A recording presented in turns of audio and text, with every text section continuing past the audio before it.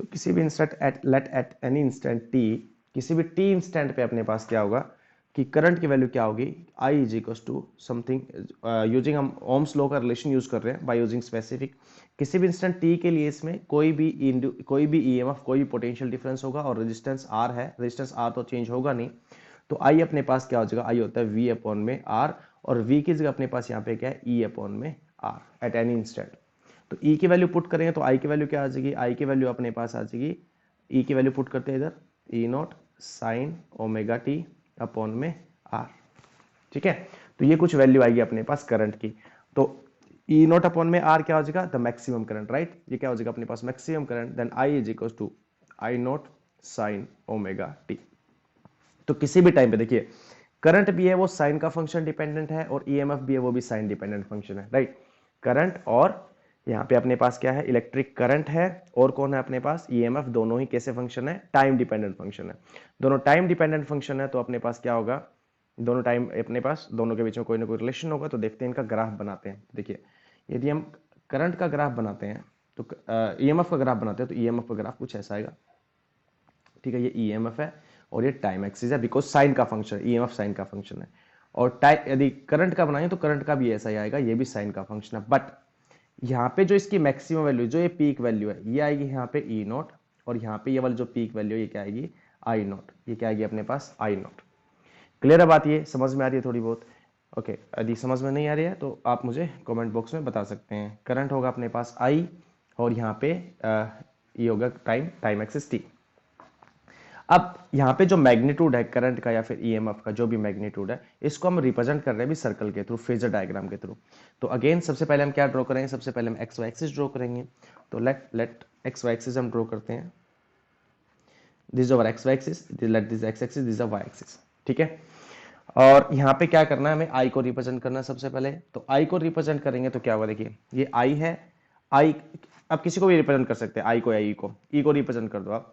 ई को मुझे एक वेक्टर से रिप्रेजेंट करना है, ये एक वेक्टर है मेरा, और इस वेक्टर को मैंने नाम दे दिया ई। ठीक है, इस वेक्टर को क्या नाम दे दिया हमने, ई दे दिया। और इसका मैग्नीट्यूड कितना होगा, इसका मैग्नीट्यूड एग्जैक्टली होगा ई नॉट। इसकी लेंथ क्या होगी अपने पास, ई नॉट लेंथ होगा, राइट। और ई नॉट किसका फंक्शन है, साइन का फंक्शन है, और कितना एंगल बना रहा है, वो एंगल बना रहा है ओमेगा टी। कितना एंगल बना रहा है, ओमेगा टी। और हमने कहा था इस रेफरेंस स्केल के साथ एंगल बनाएंगे, तो एंगल बन गया अपने पास कितना, ओमेगा टी। कितना एंगल बन गया, ओमेगा टी। ये रिप्रेजेंटेशन आ गया अपने पास ई का।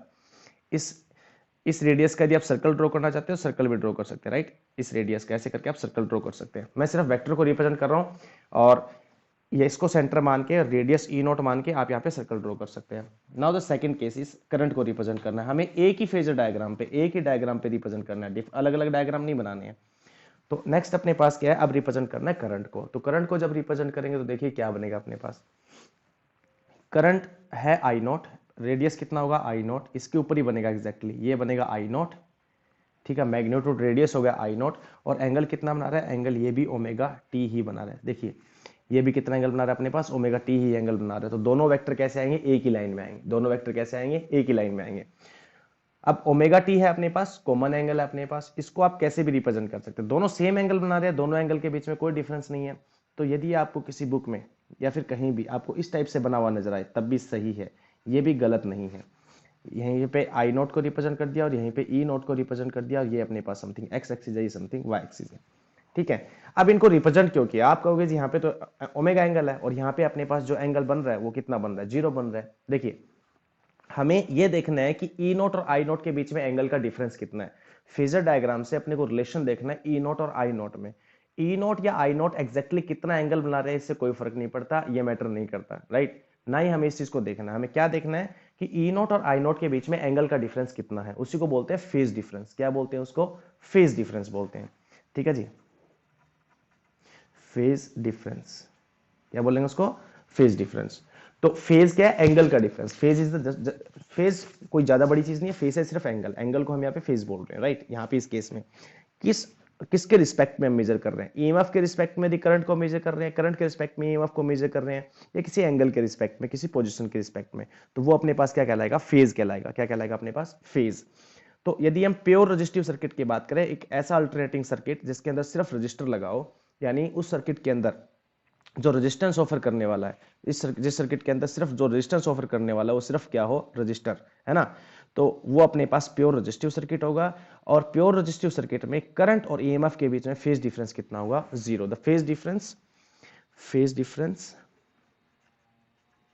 Between I current and E, है ना, ईएमएफ इज जीरो। कितना होगा अपने पास, जीरो होगा, राइट। ऐसे इस टाइप के different different types of circuit होंगे। जैसे अपने पास प्योर रजिस्टिव सर्किट पढ़ा, ऐसे ऐसे नेक्स्ट पढ़ेंगे हम pure inductive circuit. Pure inductive circuit मतलब इसमें इंडक्टर लगा होगा, राइट, जो हमने सेल्फ इंडक्टेंस पढ़ा था ना।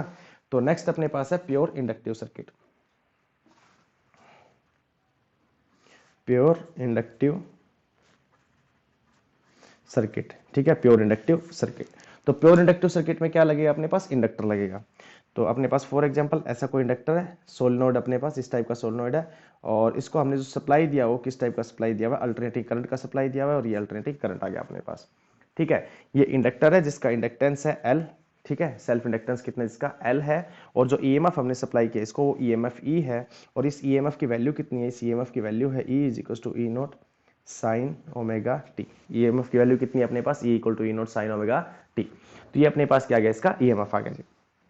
अब हमें क्या करना है, ईएमएफ की वैल्यू तो हमें पता है, वो हमने इसको सप्लाई किया है, राइट। अब हमें यहाँ पे वैल्यू निकालनी है, वो इलेक्ट्रिक करंट की वैल्यू निकालनी है। किसकी वैल्यू निकालनी है, इलेक्ट्रिक करंट की वैल्यू निकालनी है, राइट। तो देखिए जितना ईएमएफ हमने यहाँ पे इसको सप्लाई किया है उतना अपने पास, अब हम जो बेसिक है फेराडे लॉ लगाएंगे, क्योंकि आप अल्टरनेटिंग ईएमएफ यहाँ पे अप्लाई करोगे, ये अल्टरनेटिंग ईएमएफ अप्लाई करोगे तो क्या होगा अपने पास, यहाँ पे इस सर्किट में क्या होगा, ईएमएफ इंड्यूस होगा। और किसकी वजह से इंड्यूस होगा, देखो जो इसमें इंड्यूस होगा, ठीक है, वो अपने पास इसकी वजह से होगा, जो हम अल्टरनेटिंग ईएमएफ अप्लाई कर रहे हैं, आइडियल सिचुएशन मान के चल रहे हैं हम, ठीक है। तो according to Kirchhoff law apply करते हैं तो अपने पास क्या बनेगा, देखो applied, this is applied EMF, और यहाँ पे जो अपने पास जो इसके अंदर सिचुएशन, जो भी सिचुएशन यहाँ पे बनेगी वो इस ईएमएफ का अपोज करेगा, इस ईएमएफ का अपोज करेगा, यानी E this E plus minus induced EMF, right. ये अप्लाइड ईएमएफ आ गया, इंड्यूस्ड ईएमएफ अपने पास कितना आ जाएगा, इंड्यूस्ड ईएमएफ समथिंग हम वी मान लेते हैं, ठीक है, for an instant minus V equals to zero, है ना। और कोई तो इसके अलावा और कोई नेक्स्ट थिंग तो कुछ है ही नहीं, इसके अलावा तो कुछ और है ही नहीं अपने पास ना, या तो ये है अपने पास या फिर ये है, इसके अलावा कहीं और ड्रॉप या फिर अप्लाइड पोटेंशियल वगैरह कुछ नहीं है। तो माइनस वी क्यों लिखा है, क्योंकि अपने पास ये क्या करेगा, इसका अपोज करेगा। तो ई इज इक्वल टू, अब ई प्लस यहाँ पे क्या आ जाएगा, minus L D I by D T, ठीक है, is equal to zero. L D I by D T कैसे है, मैं इसको एक्सप्लेन कर रहा हूँ इसको। देखो इंड्यूस्ड ईएमएफ क्या होता है, इंड्यूस्ड ईएमएफ को ई आई लिख रहा हूँ मैं, राइट। इंड्यूस्ड ईएमएफ होता है minus D phi by D T, D phi by D T होता है अपने पास, और फाई का वैल्यू इंडक्टर के लिए क्या होता है, phi is equal to L I. तो फाई की वैल्यू यहाँ पे एल आई पुट कर दें तो इंड्यूस्ड ईएमएफ कितना आ जाएगा, इसको आप है ना वी मत लिखो, इसको ई आई लिखो, ये बेटर रहेगा। वी लिखने से सिचुएशन थोड़ा चेंज हो जाता है, राइट, अच्छा नहीं लगता वी यहाँ पे। तो E I is equal to अपने पास क्या हो जाएगा, minus D L I by D T, phi की वैल्यू पुट कर दी, तो E induce is equal to अपने पास कितना हो जाएगा, minus L D I by D T, ठीक है, इसलिए मैंने इसको L D I by D T लिखा है। तो यहाँ पे इंड्यूस्ड ईएमएफ कितना हो जाएगा, E is equal to E induce is equal to minus L D I by D T हो गया, और अप्लाई कितना किया ई, तो ई की वैल्यू यहाँ पे अपने पास क्या, ई नॉट साइन ओमेगा टी, ठीक है, E not sine omega T आ गया। तो आगे क्या होगा देखिए, तो यूजिंग किरचॉफ लॉ तो अपने पास क्या बन जाएगा, the whole equation becomes E minus L D I by D T is equal to zero, ठीक है, E minus L D I by D T equal to zero. Now E is equal to क्या हो जाएगा, L D I by D T, E की value अपने पास क्या होगी, E not sine omega T is equal to L D I by D T, ठीक है। अपने को क्या निकालना है, करंट निकालना है, अभी करंट निकालना है, तो डी आई है, राइट। तो यहां से डी टी इधर चला जाएगा अपने पास, E not sine omega T, L इसके अपॉन में आ जाएगा, और इधर क्या गया, D T is equal to D I.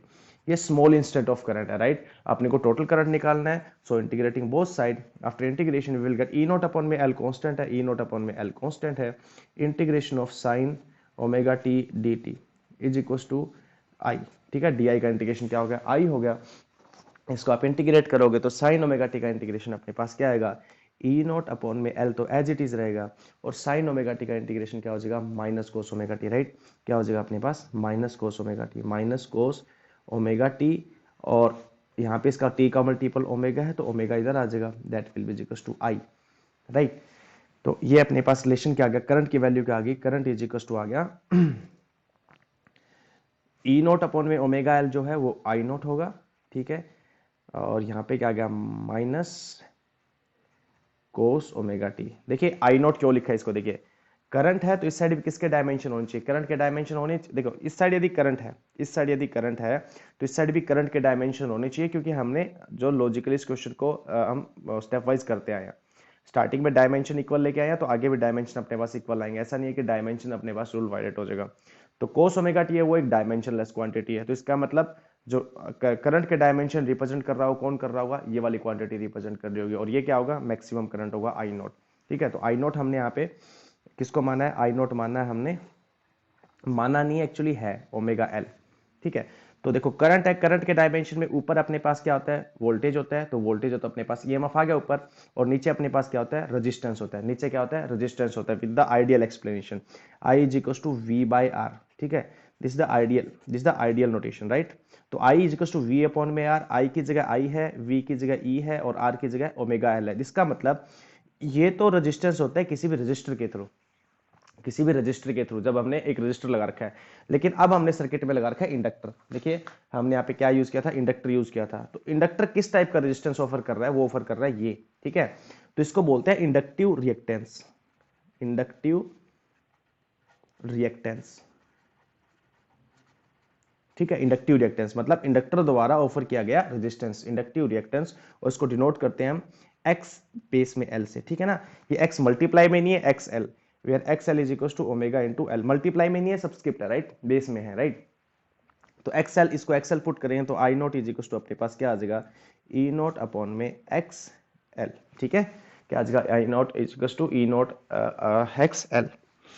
ये आ गया अपने पास जो करंट है उसके अंदर इंड्यूस हुआ। तो सारी वैल्यू पुट करते हैं, बट अभी भी एक प्रॉब्लम है अपने पास। यहाँ पे जो रिलेशन आया था वो आया था minus cos omega T, right. क्या रिलेशन आया था अपने पास यहाँ पे, माइनस कोस ओमेगा टी, और हमें एंगल का डिफरेंस निकालना है। क्या निकालना है हमें, एंगल का डिफरेंस क्या आएगा वो निकालना है। देखिए ईएमएफ और करंट में, ईएमएफ हमने माना था E equal to E not sine omega T, ठीक है। और करंट अपने पास वैल्यू आ रही है I is equal to minus I nought cos omega T. तो देखिए सबसे पहली बात, हम इन दोनों के एंगल के बीच में डिफरेंस तब तक नहीं निकाल सकते जब तक दोनों फंक्शन क्या ना हो, सेम ना हो। दोनों फंक्शन सेम होंगे तब हम एंगल में डिफरेंस बता सकते हैं। यहाँ पे देखिए दोनों फंक्शन सेम नहीं है, दोनों फंक्शन कैसे है, डिफरेंट है। एक साइन का फंक्शन, एक कोस का फंक्शन है, या तो दोनों को कोस का फंक्शन ना दो या फिर दोनों को साइन का फंक्शन ना दो। ईएमएफ का फंक्शन हम चेंज कर नहीं सकते, ठीक है। हम किसका फंक्शन चेंज करेंगे, करंट का फंक्शन चेंज करेंगे, राइट। तो यहाँ पे देखिए वैसे आप किसी का भी कर सकते हो, ऐसा कुछ नहीं कि आप किसी का कर नहीं सकते, ये गलत बात है। ये ऐसा नहीं हो सकता कि आप किसी का नहीं कर सकते, इसको भी चेंज कर सकते हो, इसको भी चेंज कर सकते हो। हम मैथमेटिकल रिलेशन मैथमेटिकली ट्रीट करना इक्वेशन को। तो I is equal to minus I nought, क्या हो जाएगा अपने पास, साइन 90 माइनस थीटा, यानी 90 को pi by two minus omega T. तो sine 90 minus theta cos theta आ जाएगा, साइन 90 माइनस कोस थीटा आ जाएगा, और माइनस माइनस रहेगा। तो आई इज इक्वल टू अपने पास कितना बन जाएगा, आई इज इक्वल टू, और माइनस मल्टीप्लाई करेंगे तो अपने पास कितना आ जाएगा, i not sine omega T minus pi by two, ठीक है। ये रिलेशन क्यों यूज किया है, because sine minus theta is equal to minus sine theta, यानी यदि साइन के बाहर माइनस हो तो हम इसको अंदर साइन थीटा से अंदर मल्टीप्लाई कर सकते हैं, ठीक है। इस आइडेंटिटी को यूज किया हमने। तो i naught, i is equal to I not sine omega T minus pi by two. अब देखिए ईएमएफ भी साइन में है और अपने पास करंट भी किस में है, साइन में है, राइट। ईएमएफ भी साइन के फंक्शन में, इसके भी साइन में। अब हम एंगल का डिफरेंस यहाँ पे बना सकते हैं। यहाँ पे ओमेगा टी है, यहाँ पे क्या है, omega T minus pi by to, यहाँ पे ओमेगा टी और यहाँ पे क्या है, omega T minus pi by to. तो देखिए अगेन एक्स एक्सिस बनाएंगे, फेज डायग्राम बनाएंगे हम इसका। तो फेज डायग्राम बनाएंगे, देखिए एक्स एक्सिस है, वाई एक्सिस है, ठीक है। फेज डायग्राम में सबसे पहले हम क्या बनाएंगे, ईएमएफ बनाएंगे। ईएमएफ अपने पास ये बना दिया हमने, ये ईएमएफ है और ये ई नोट होगा, और एंगल कितना बना रहा है ईएमएफ, ओमेगा टी एंगल बना रहा है, देखिए ओमेगा टी, क्लियर है।